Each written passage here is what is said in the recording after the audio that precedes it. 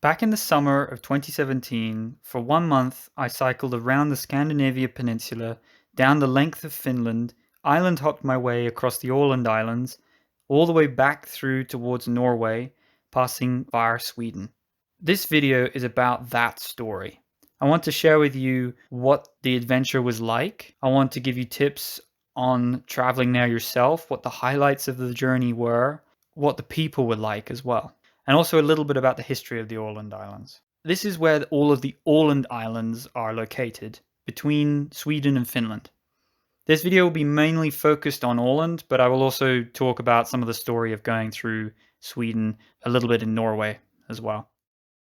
So I arrived at the island of Ava. That was the first ferry crossing I took, and I had to camp there overnight because of the timings. And that's something you have to keep in mind, is that when I was taking a lot of these ferries, that they're not exactly timed so that you can catch the next one.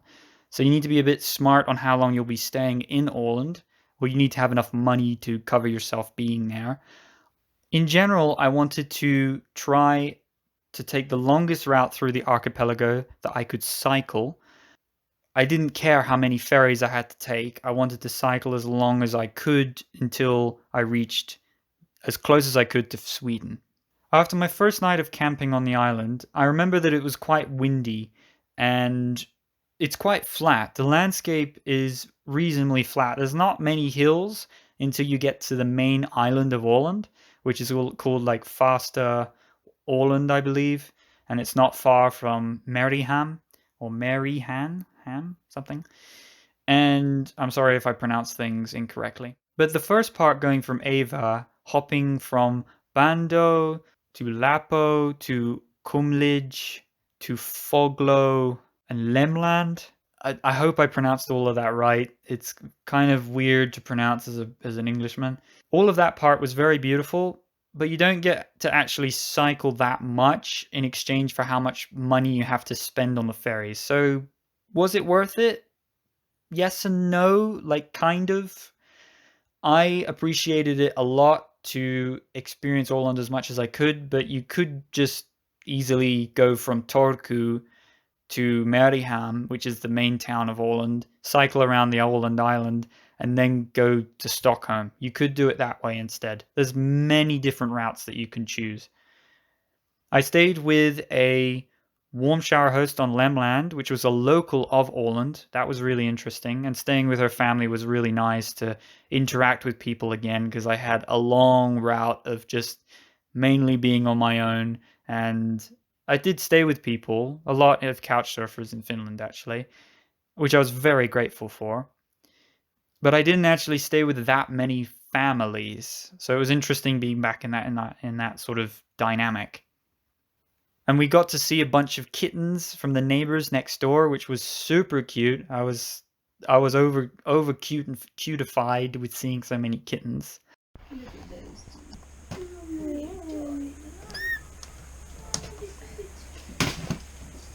I'm a cat person. I love cats. I'll talk a bit about the history of Åland before we move on. The history is kind of strange. I highly recommend you to research some of it yourself, but it was annexed by Russia. Well, basically all of Finland was annexed by Russia a long time ago. I think it was in the 1800s or so. And there was a bit of a sort of war, you could say, at the time between Sweden and Finland. Again, I'm not sure on the exact facts. I highly recommend you have a look at the Wikipedia page just to double check. But basically, Åland runs as an autonomous territory within Finland. So most of the people there in Åland aren't actually Finnish, they're more Swedish, and all of the signs are in Swedish. The culture is very Swedish, even the way it looks, like architecture and the roads look very Swedish. Not even the first island you arrive at, the Åland archipelago, it feels Swedish. It's really strange. I'm not sure why it's still a part of Finland, really, but I guess it runs as its own autonomous territory anyway. So that's a little bit of the history. I highly recommend you have a look at some of it. It's really fascinating to me. I already discussed about the landscape being very flat. The landscape in Åland is kind of very, very, very rocky. So there's thousands of islands. It's insane how many islands there are there. There's lots of trees as well, so you get this weird look of big rocks with trees, and it's very beautiful. There's a lot of sea, there's a lot of water everywhere, and it's very beautiful. It's just that keep in mind you won't be cycling that much. It's pretty short. Like each segment of cycling is only about maybe 5 to 20 kilometers max. It's not that much of cycling. And then the next day I left to get towards the island of Eckerö and take the ferry back towards the mainland of Sweden, towards Grisslehamn. Like I said, I arrived at Grisslehamn, I don't know how to pronounce it, and I met up with a friend of mine who I contacted a long time ago, and I stayed with her in France, and she wanted to come up to Sweden and cycle with me and finish the leg of cycling around the peninsula from north of Stockholm. So we started north of Stockholm and we went towards the Norwegian border. I think together we cycled maybe 600 kilometers. I can't really remember if it was 500 or 600, around that area. So landscape-wise, I remember that north of Stockholm is basically just rolling hills and farmland, and with a lot of dotted trees and forests here and there. Still tons of lakes as well. But going sort of north of Stockholm, not far from Uppsala, Västerås, I think, is basically very busy. I was kind of surprised. There's a big major highway called the E18, and I would highly recommend to try and avoid it if you can. It's kind of busy around there. But then once we left Västerås, I hate pronouncing stuff when I can't say it right, it became very sparsely populated and the forests were breathtaking. We took a lot of quiet roads. Some of them were dirt roads and some of them were sealed roads, and they were beautiful. I had a lovely time cycling with my friend. It was like mentally really helped to be with someone, because I was cycling for so long on my own, and then eventually cycling with someone, it made such a big difference to how you feel throughout the day. It's a very different experience. Like cycling on your own compared with cycling with a friend or family member is completely different. It's a big difference. One is like a solo traveling journey to find more questions or answers about yourself, and the other is like a sort of bonding between one person and another, and you create these like lifelong memories together. And when you're traveling together, you sort of support one another in sort of dark times, you know. So I loved the experience. And we then continued through a lot more of the forest. We camped a lot to save a lot of money, because I was kind of running out of money at that point, because I used up a lot of it going around the peninsula. Maybe I should mention about money right now. Like money in Sweden and Norway is kind of a big deal, because Norway is very expensive and Sweden is a little bit cheaper than Norway, but not a huge difference. It's still quite expensive in Sweden, and a way to save a lot of money is that you camp. And camping is actually free in pretty much all of Sweden, as long as it's like within, I think it's sort of the out of sight, out of mind approach, but there is a law in Sweden and Norway called like the Freeman's Movement Act or something, and it allows you to camp on public land, I think, and most forests are public. I think that's how it works. It's worth researching, but I remember we could camp a lot, which saved us a lot of money. And then when we were cycling about halfway towards Norway, this happened. So, we were just sitting by the bus stop, and this car just turns up and sees us, and she says, "Do you want to stay at our place for the night?" Which happens so rarely that people even offer. So here we are. This is the little cottage here. Hi. Oh yeah, you can show me that one, sure. Yeah. I was extremely grateful to this retired couple who just simply saw us on the side of the road and offered their entire summer house for us to stay in, and they even gave us food.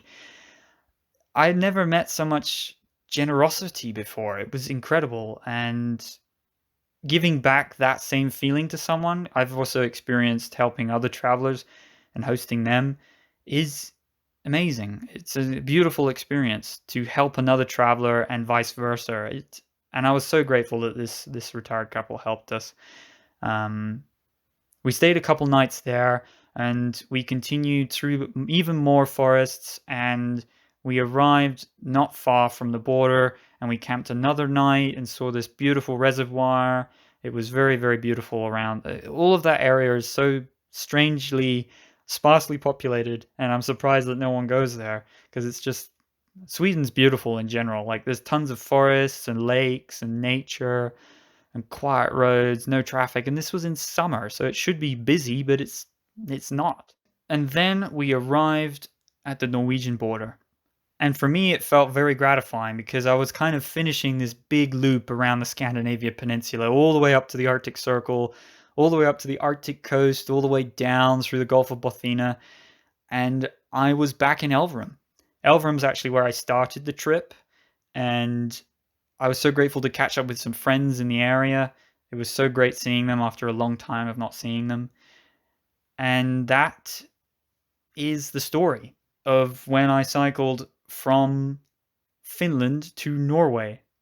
I've never thought of it that way, but it actually was Finland, because Åland is Finland, but it kind of isn't. It's kind of anyway. That's the story. So I hope you enjoyed that part. So now let's just discuss a little bit about the details and mentally how I felt. Because it's funny looking back at a lot of the footage and reviewing a lot of the footage that I recorded back then. It's like looking at I am looking at a younger version of myself. It feels very strange because I can almost judge myself thinking, why did I do that? Why did I take that route? Why did I say those lines? It's funny how over time you change and you mold into something else, and your truths and your actual version of your reality changes. It's funny looking back at this because I kind of feel like I was a baby back then, and I still probably am still a baby now.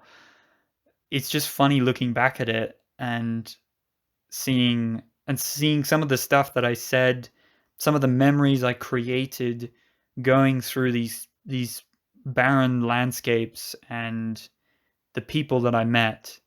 Some of them are just lifelong memories. That's the thing. Like, I hope that it really inspires you to go out there and to experience something like this yourself, because there's nothing quite like it.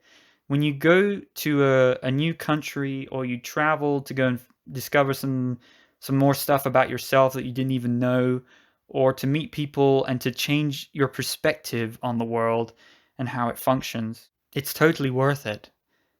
And I actually hope I think it inspired my friend to go touring actually as well, because she never went on a tour before this, and I actually had to convince her to come out and join me, and we both had a lovely time. I think it was tough, but it was breathtaking. It was such a beautiful place to cycle. And that's pretty much it. And that's all I'm going to leave it at, is that traveling gives you those perspectives that you wouldn't see otherwise if you just stayed where you were right now. And if you take that first little step, you do that first little thing that you've never done before, it stays a part of you forever. And that's the end of this series. I hope you enjoyed, and I'll be having some new videos coming out soon for New Zealand, so definitely say subscribe for that. Let me know if you want to hear more of this audio style of video. I think it's about making the most of every moment and every second that you get to breathe and be and live, because even the act of being alive is already a miracle. It's a miracle to be here. So go and experience life and create those lifelong memories.